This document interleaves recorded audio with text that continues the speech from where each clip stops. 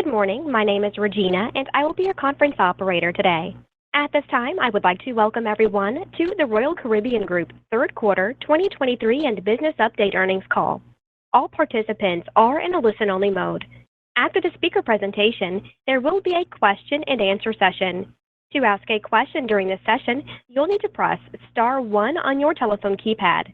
I would now like to introduce Michael McCarthy, Vice President of Investor Relations.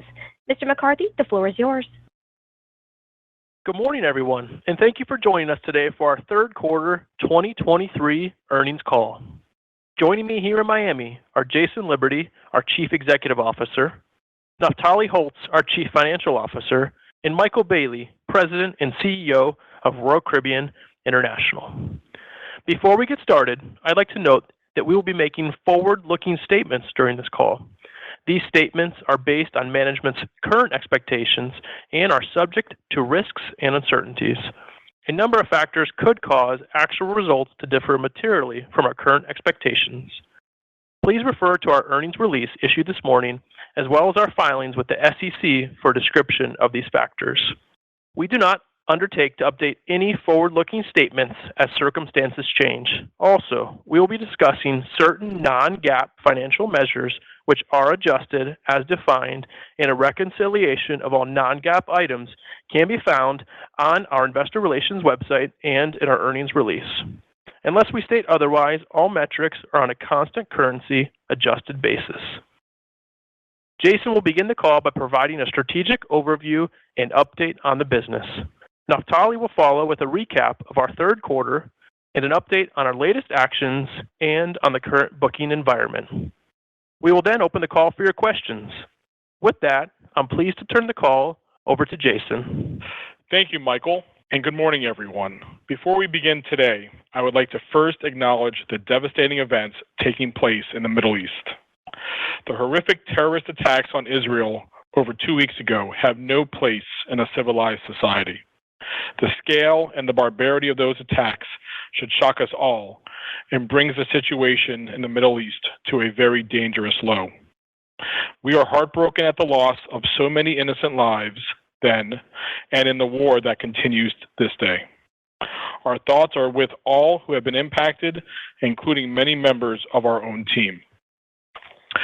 I would also like to recognize the incredible effort from our shoreside teams and crew aboard Rhapsody of the Seas, who have been working tirelessly with the U.S. Department of State to help safely evacuate Americans from Israel.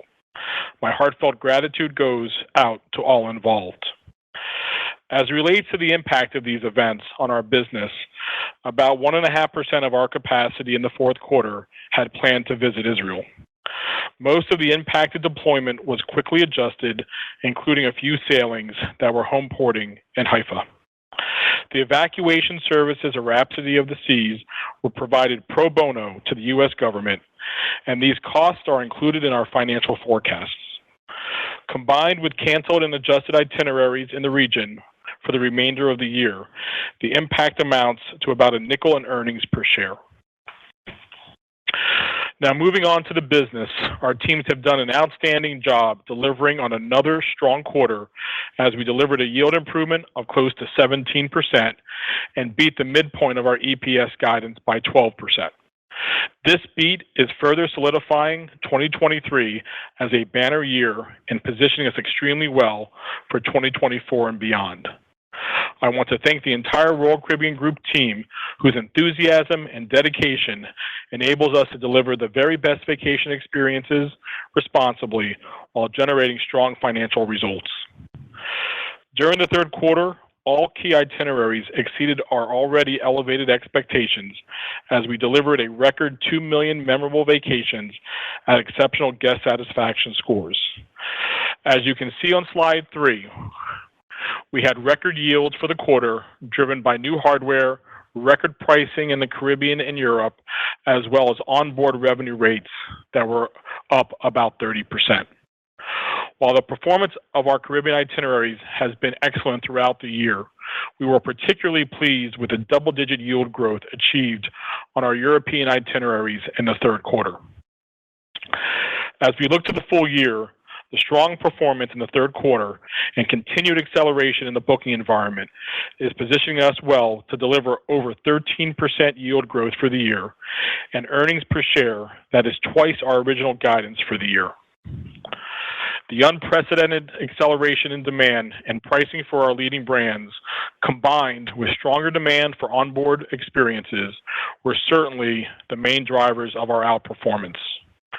Adding to that, our strong focus on cost has been an important contributing factor to our elevated 2023 results. The healthy demand environment is very encouraging as we continue to build the business for 2024 and beyond. A year ago, we announced a 3-year financial performance program, Trifecta. Our teams have rallied around the Trifecta targets, focusing on generating strong quality demand, enhancing margins, building for the future, and most of all, delivering the best vacations in the world. As you can see from our results, we are well on our way to achieving Trifecta. Our proven formula for success remains unchanged. Moderate capacity growth, moderate yield growth, although I would not describe this year as moderate, and strong cost controls lead to enhanced margins, profitability, and superior financial performance.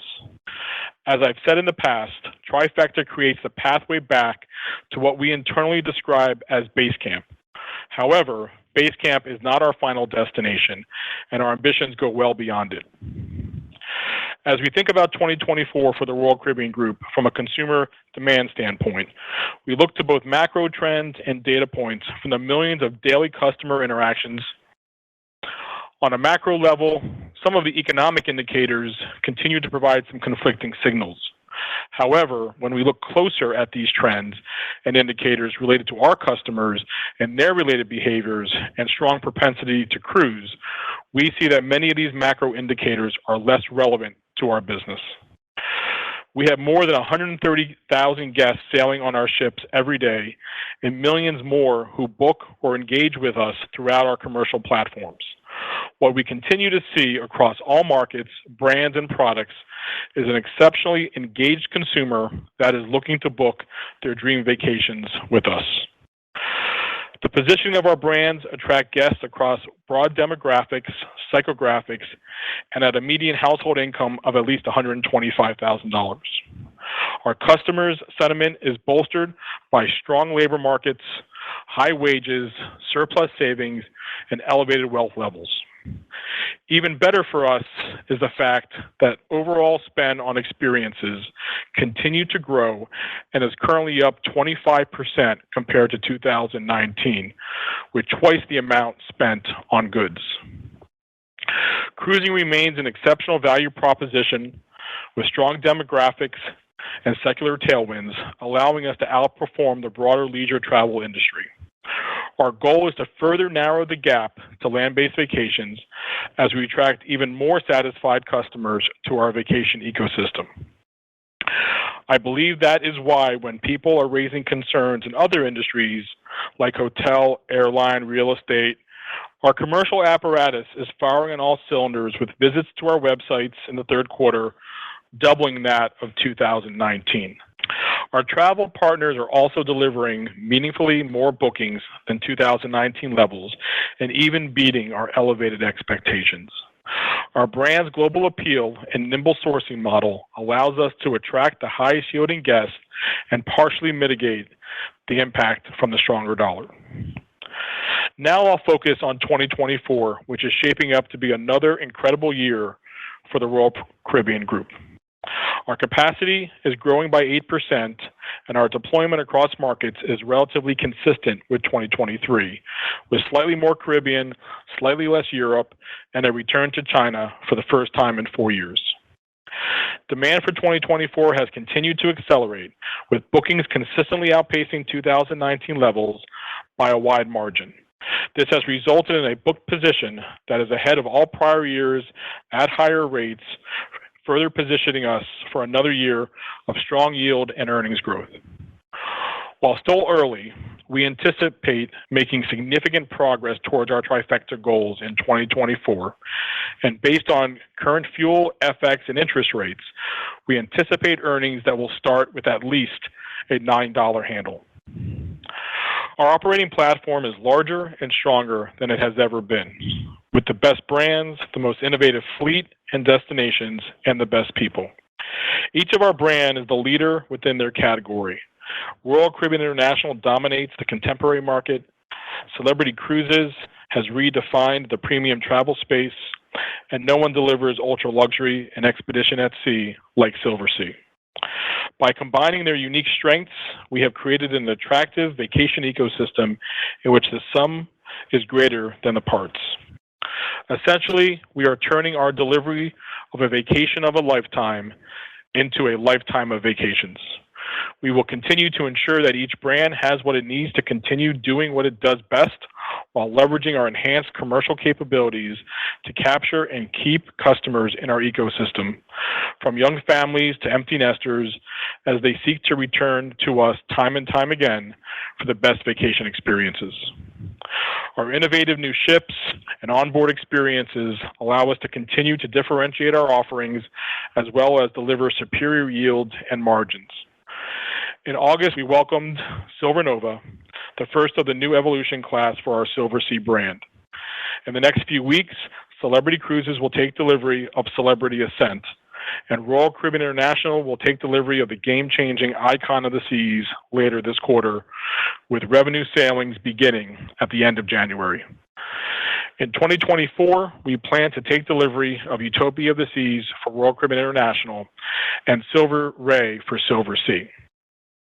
With each new ship, we raise the bar in the travel industry while enhancing what our guests already know and love.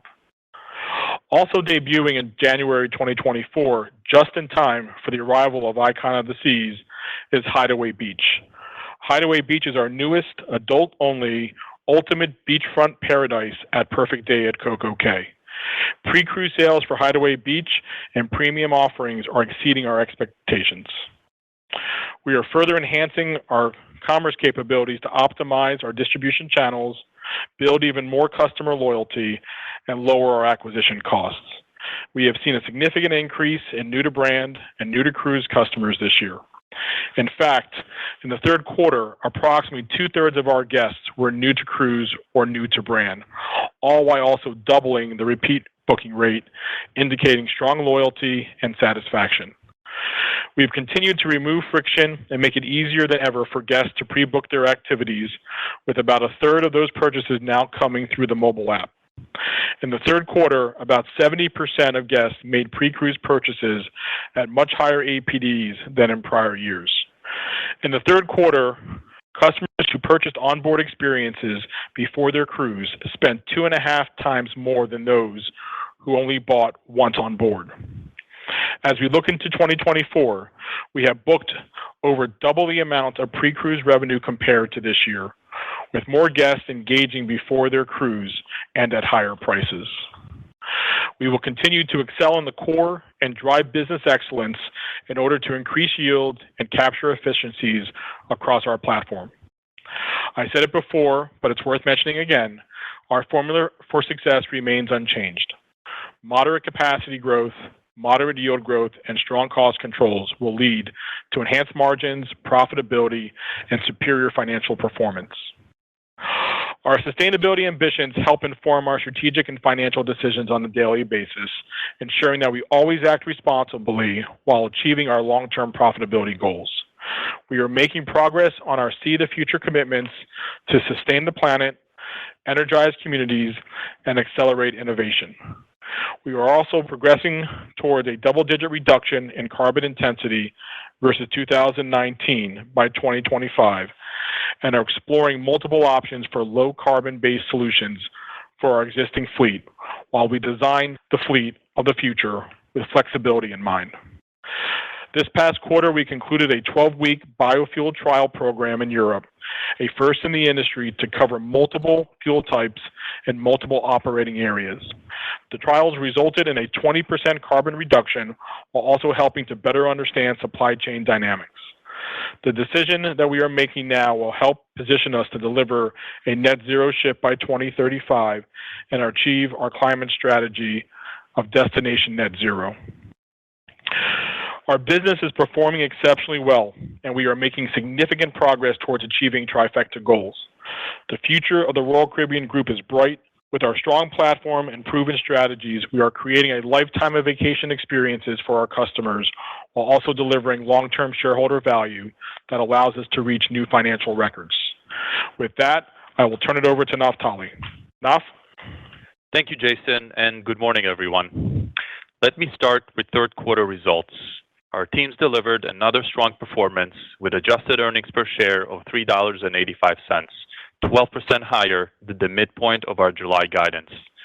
We finished the third quarter with a load factor of 110% and with net yields that were up almost 17% versus 2019, about 300 basis points higher than the midpoint of our July guidance.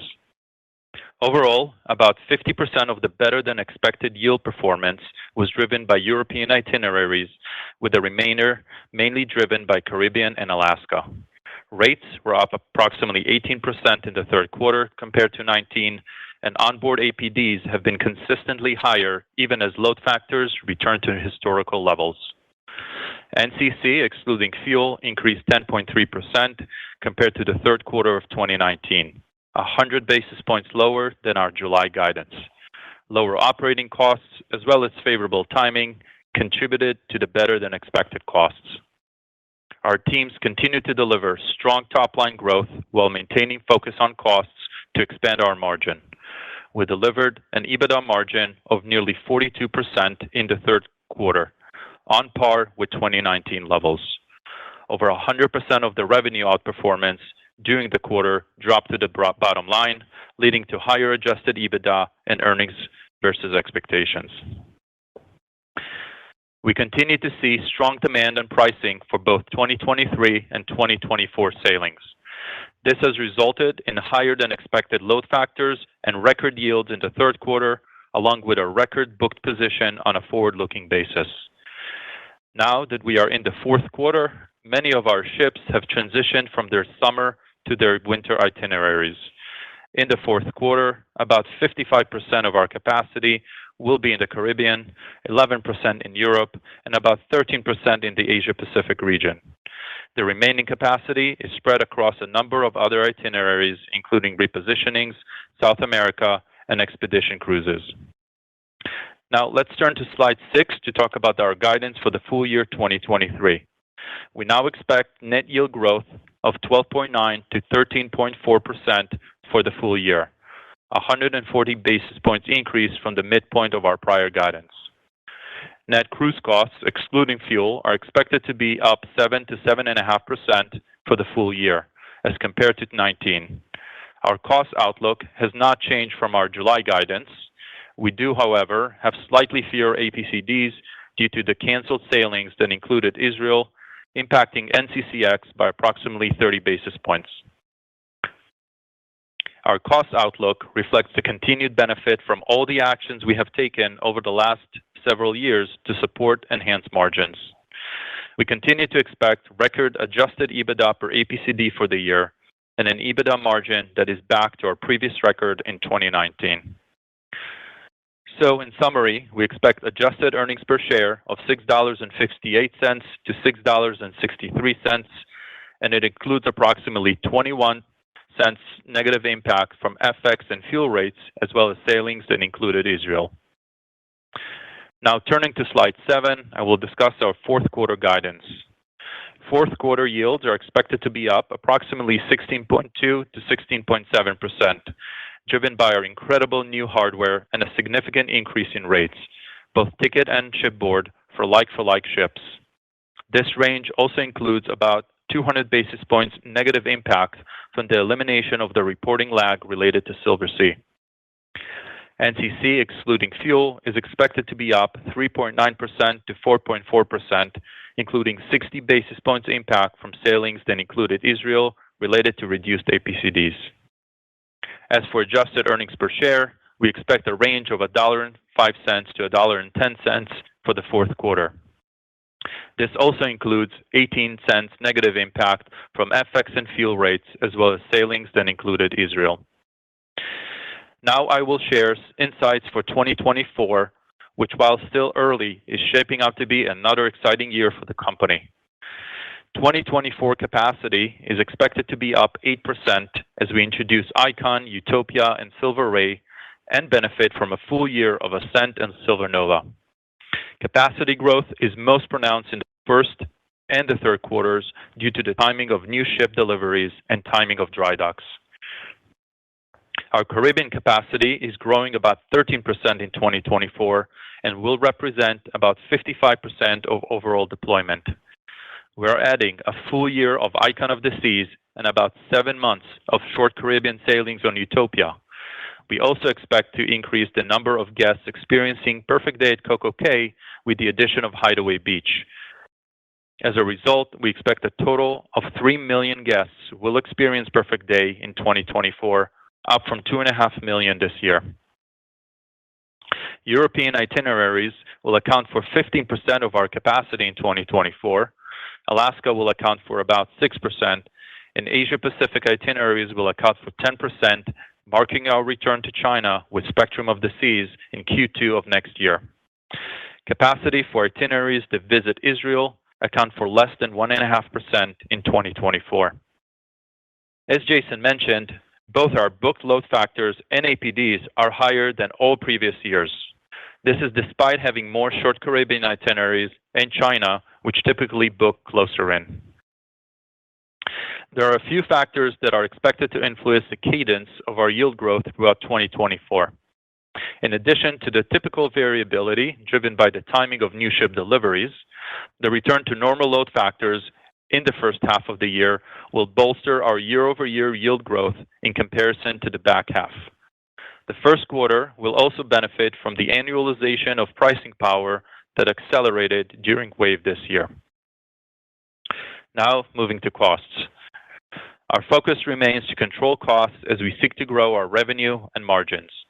We also continue to benefit from all the actions that we have taken in the last few years to reshape our cost structure. In 2024, we expect to have double the dry dock days compared to this year because of timing of dry docks throughout the pandemic.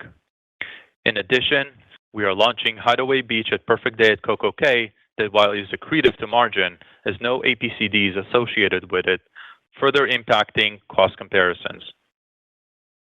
We expect the increased dry dock days and the opening of Hideaway Beach to negatively impact NCCX by approximately 300 basis points next year.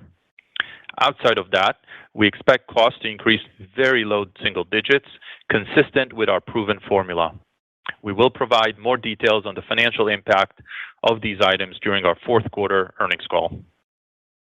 The combination of our strong book position and an accelerating demand environment is certainly pointing to another year of solid yield growth and a step change in earnings growth as we accelerate towards our trifecta goals.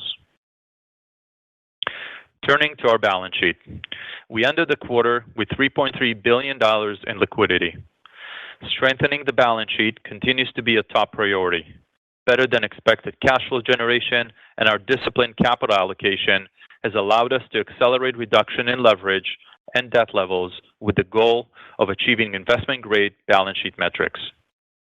Utilizing cash flow from operations, we repaid $775 million of debt during the quarter, including $500 million of our 11.5 senior secured notes due June 2025. In October, we refinanced our $3 billion revolving credit facility and $500 million term loan into a new $3.5 billion multi-year revolving credit facility. The successful execution of the new credit facility demonstrates the continued support and confidence in the company's financial position and credit improvement. Also in October, we issued a redemption notice for the remaining $500 million of our 11.5 secured notes due June 2025. This redemption will be funded with existing liquidity.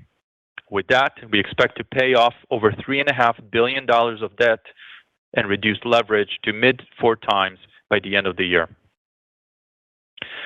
Debt paydown actions reduced interest expense by close to $100 million in 2023 compared to our initial expectations and contribute to further increase in earnings going forward as we chip away at our high-cost debt. Our commitment to strengthening the balance sheet is also being recognized by the credit agencies. In the third quarter, S&P upgraded our credit rating by 2 notches to BB-, and Moody's upgraded our credit rating by 1 notch to B1 with a positive outlook. As the business accelerates and generates more cash flow, we'll continue to proactively and methodically pay down debt and pursue opportunistic refinancings in support of our Trifecta goals. In closing, we remain committed and focused on executing on our strategy and delivering our mission while achieving our Trifecta goals. With that, I will ask our operator to open the call for a question and answers session. At this time, if you'd like to ask a question, press star followed by the number 1 on your telephone keypad. We ask that you limit yourself to 1 question and 1 follow-up, then re-enter the queue for any additional questions you may have. Our first question will come from the line of Steven Wieczynski with Stifel. Please go ahead. Yeah, excuse me. Hey guys, good morning. Morning. So Jason, you essentially just provided us with some kind of guidance for 2024, which is much appreciated, and I would also say probably much better, I think, than anybody would have expected, given the higher fuel costs and kind of those fears out there around your cost structure. So as we think about that spread between yields and costs, I mean, normally we'd be expecting that spread to be 200, 300, maybe 400 basis points. But you guys are on pace this year to see your yields outpace your costs by let's call it close to 900 basis points. So I guess what I'm getting at here is we think about next year based on our math to get to that that EPS number north of $9. You probably need to see that spread be pretty wide again. Given the fact that Naf just talked about costs being up, let's call it 300 to 400 basis points. So saying all that another way is that I'm guessing your yield expectations for next year must be pretty high at this point. So hopefully that all makes sense. Well, good morning, Steve, and thanks for the question. So obviously we are feeling very good about the business, the demand for our brands, the demand for our ships and destinations, and we're seeing that, as I noted in my remarks, not only in terms of the daily interactions with our guests, but also just the high level of booking activity and the strength we're seeing in bookings, where we have been booking at an accelerated pace really since early of this year. And of course, as we've been booking, not just for 2023, but we've also been booking for 2024. And when we look at our book of business, we see a lot of strength in volume. And of course, with strength in volume allows us to continue to improve on the rate side. And you combine all that with incredible hardware coming into place next year, especially Icon of the Seas, as well as more volume onto places like Perfect Day because of Hideaway. We feel very good about our yield projections for next year. Now, it's still early, so we're not in a place where we're going to guide, but as our general internal ambition is always to make sure that our yields are meaningfully outpacing our costs. And of course, most of our costs, as Naf pointed out, growth next year on a per unit basis is really just driven by additional dry dock days, and of course Hideaway, which delivers incredible margins and which will improve our yield profile, but also has costs with no APCDs. So all in all, we feel very good, and I think it's important to just stress that my comment on the earnings side was that we expect it to at least start with a 9. And not only that, we also expect to continue to improve on an ROIC basis on the overall organization.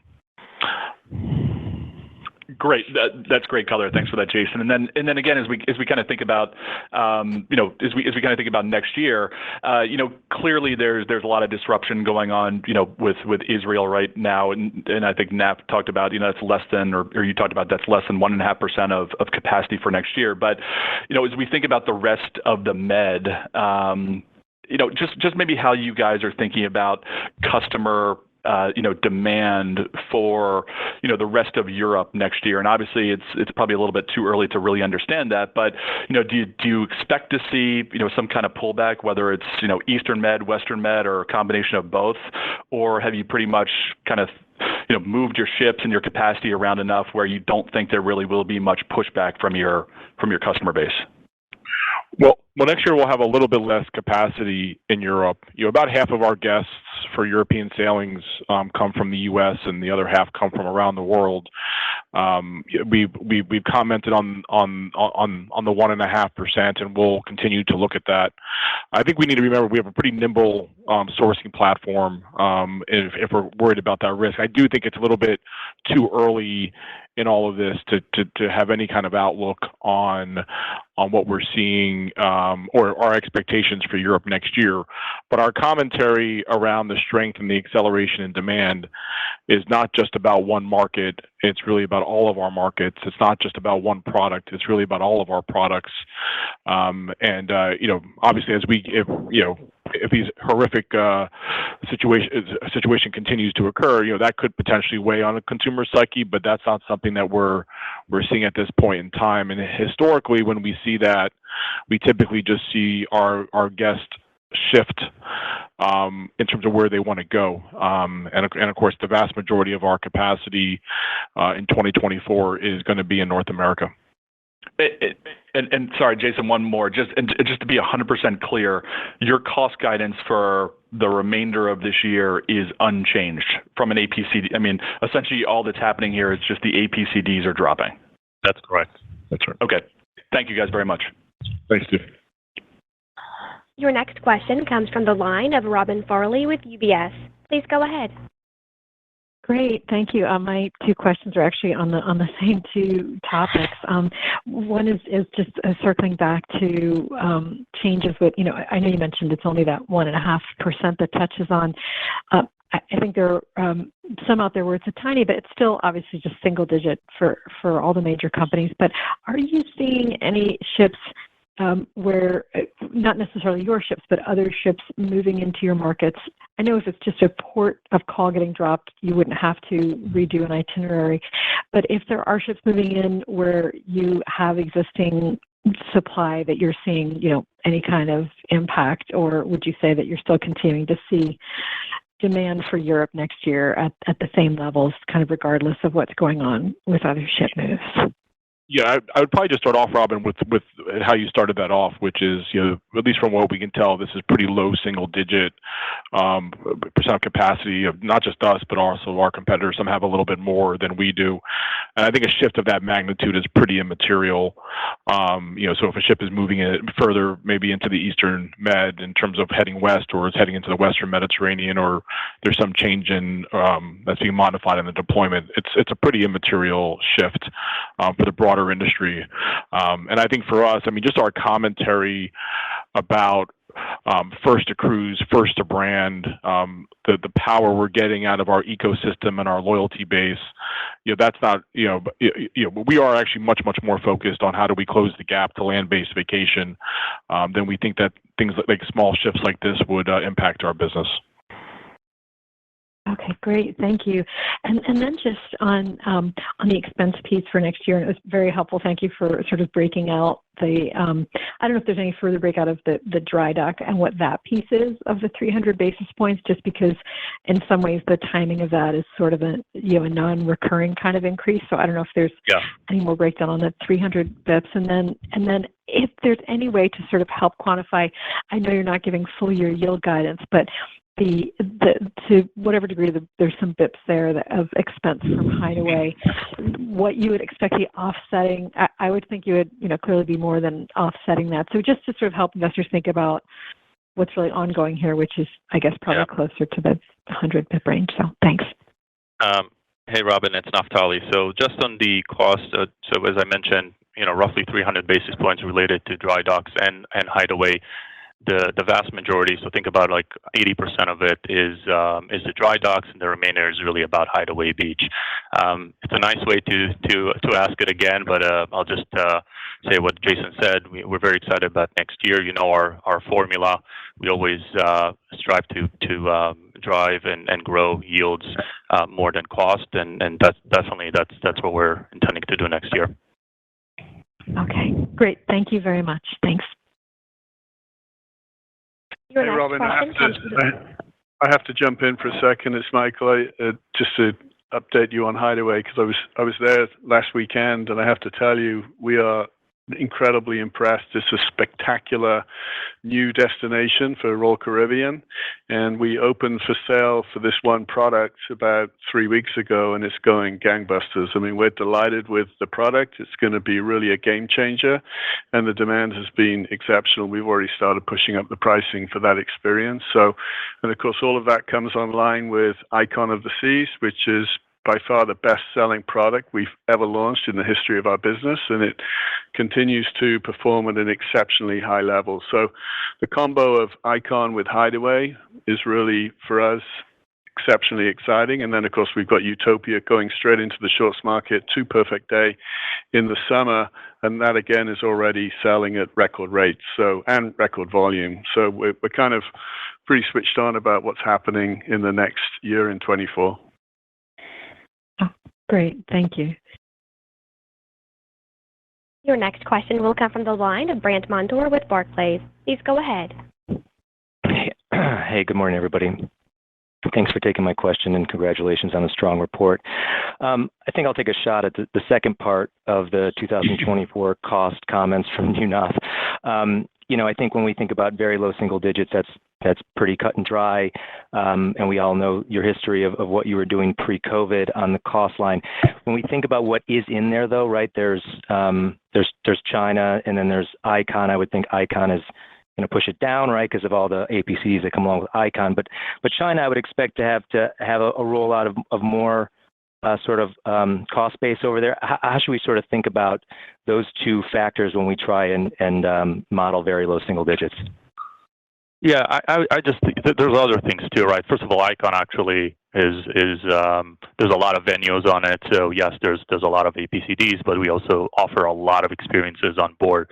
And you're right, China is a market that we're coming back, and obviously we're not there today. We're just ramping up. But there's a lot of things that are going into it, and the commentary is we manage our cost across the board, and we're very comfortable with the very low single digits, and we go into next year. Yeah, and Brandon, it's Jason. I just want to add in. Obviously our capacity is growing at 8% next year, and so that's certainly helping, making sure we're getting more and more efficient, which is a critical objective of the organization. We're also beginning very much to benefit from new disruptive technology and employing them in different parts of our business that can lower service calls and improve process efficiencies, and that's kind of an overall objective, is how do we get better each and every year. And that's why we believe that excluding the dry docks and Hideaway, which are structural, we're able to continue to produce low single digit costs. Very low single digits. Yeah, Not just reminded me. Great, that's helpful. And then just as a follow-up, the $9 sort of starting point for the EPS figure tells us a lot, obviously. Just to get a sense of getting in your guys' heads when you are in your budget process and you're thinking about that figure, do you think you're starting at $9 in any current economic environment, or do you think you're starting at $9 in the current economic environment? Yeah, so I think one of the things I would say, Brent, is that we're saying it's going to start with a 9, that it will at least start with a 9. So I wouldn't necessarily peg it to $9. It's just that we're saying it's a 9 handle, which I think is just an important thing. And I mean, obviously, it's impossible to predict what the environment will look like 6 months from now, or a year from now, or 5 years from now. But we have a pretty nimble platform. There is a significant value proposition or value differential to land-based vacation. Pre-COVID, we were call it 10 or 15%. Today, we're somewhere around 35, 40%.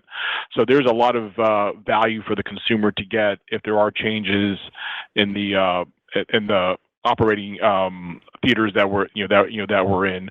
I would also keep in mind that we're pretty well booked, and we will cross this year in a very strong book position, and so we will have a lot of that already on our books. The consumer has already made those decisions.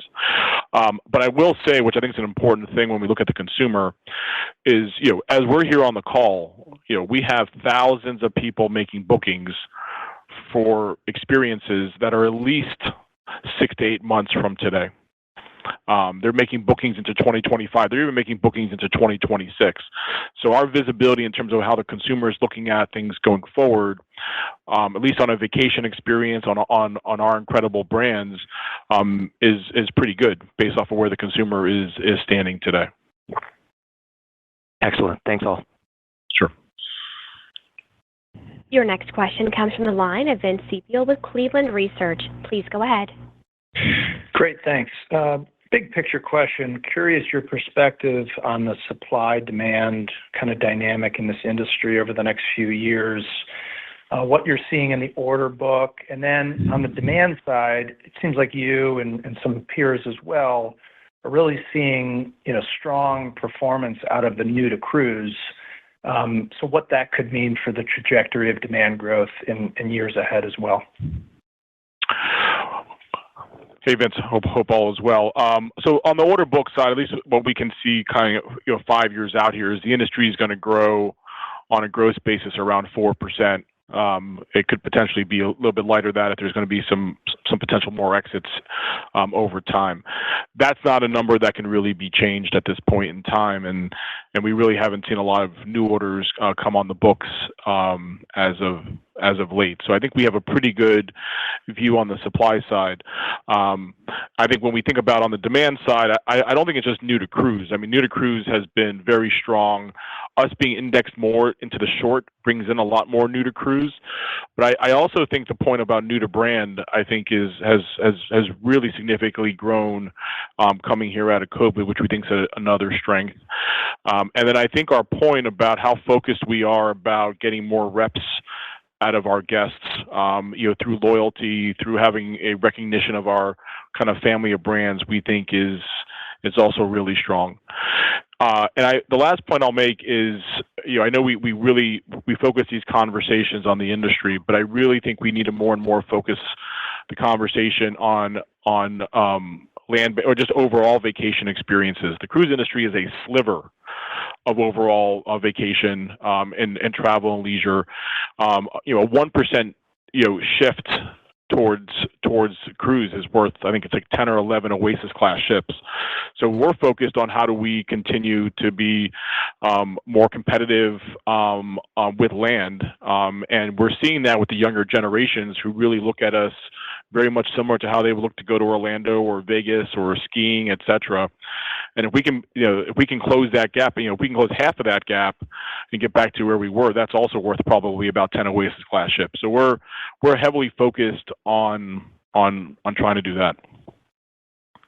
Great, thanks. And then just digging a little bit deeper into this year on the yield side, I think you started around 2 to 4 or something like that, and now you're looking for yield up about 13. So kind of two parts. What's been the biggest positive surprise that has led to that? And then how would you slice up that 13-ish% growth in terms of new hardware contribution, CocoK, and core price?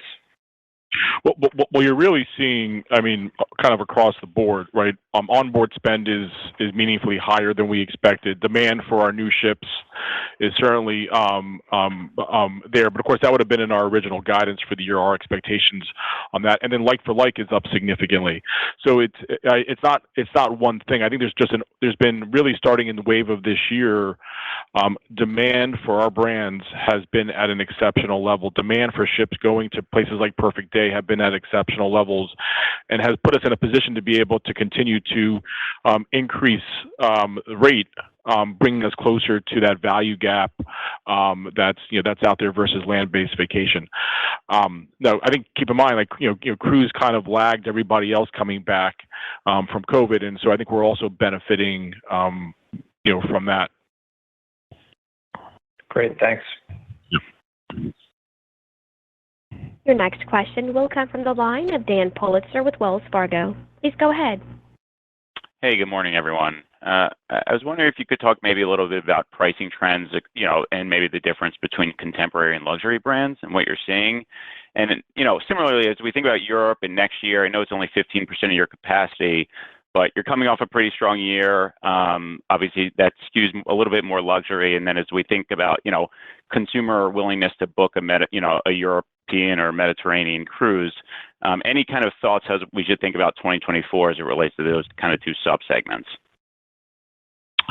Sure. Well, at least in terms of what we've been experiencing is, there's been strong demand on a pricing standpoint, whether it's contemporary, whether it's in the premium space, luxury, or expedition space.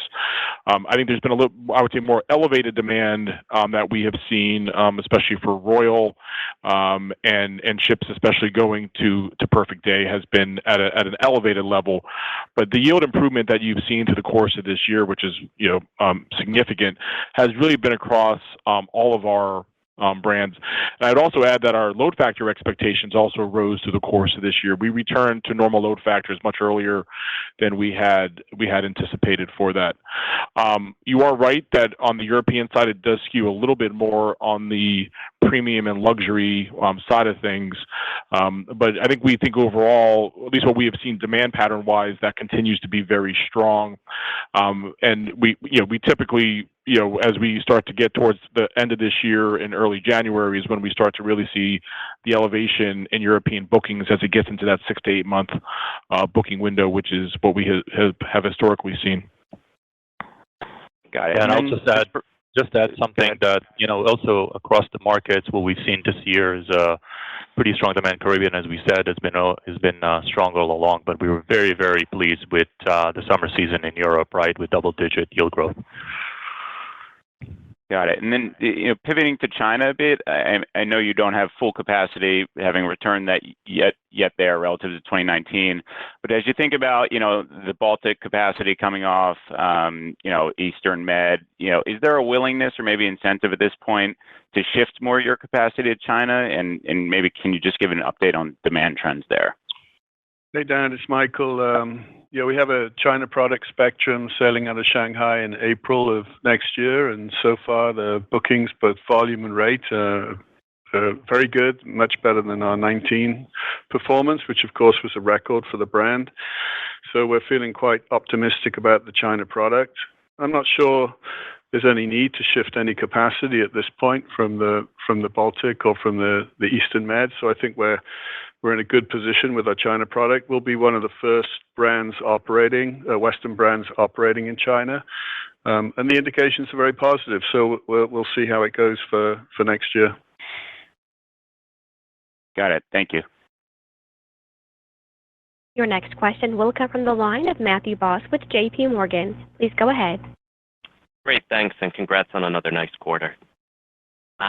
So, Jason, maybe on the accelerating demand, the book position, and the pricing relative to prior years, as you cited, as we look to 24, I guess maybe larger picture, how are you balancing pricing power relative to the multi-year market share opportunity, relative to land-based alternatives? And then just in the strengthened bookings that you cited, have you seen any near-term moderation to note related to the recent overseas conflict?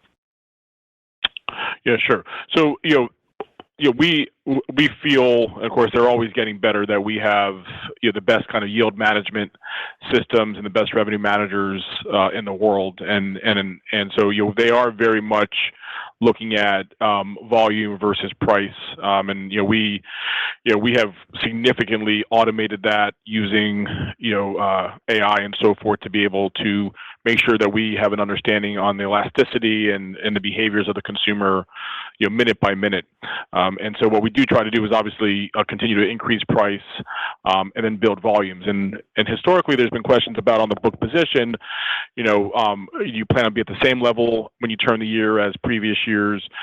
You want to be higher, you want to be lower. The answer really is it all depends on our ability to continue to drive pricing and then optimizing our yields. And so optimizing our yields is key.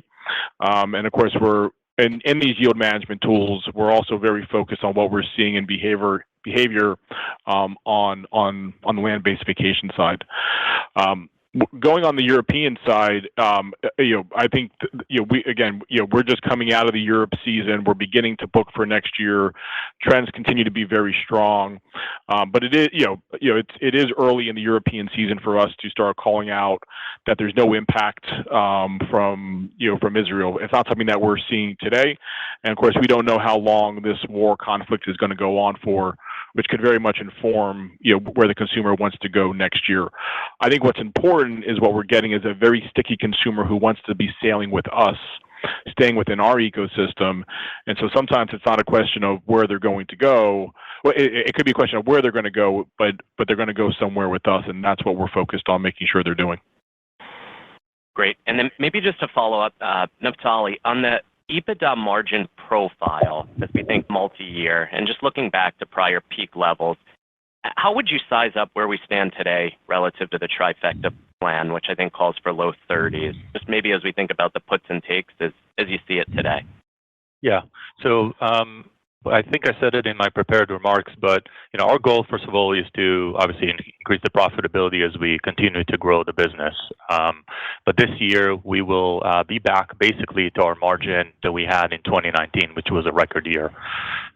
But if you kind of do the math, we're not yet in our trifecta goal. And by the way, trifecta for us is just base camp, right? So our ambitions are beyond that. So that just leads you to, and our ambitions are to continue to grow the margin much more than we had in 2019. And that will go through with our proven formula, right? We continue to grow the business through capacity growth, moderate yield growth, and really strong cost controls and disciplined capital allocation. We think will deliver more margin. Great color. Best of luck. Thank you. With that, I'll turn the conference back over to Naftali Holtz, CFO, for closing remarks. Thank you. We thank you all for your participation and interest in the company. Michael will be available for any follow-up. I wish you all a great day. Ladies and gentlemen, this concludes today's conference call. Thank you for your participation. You may now disconnect.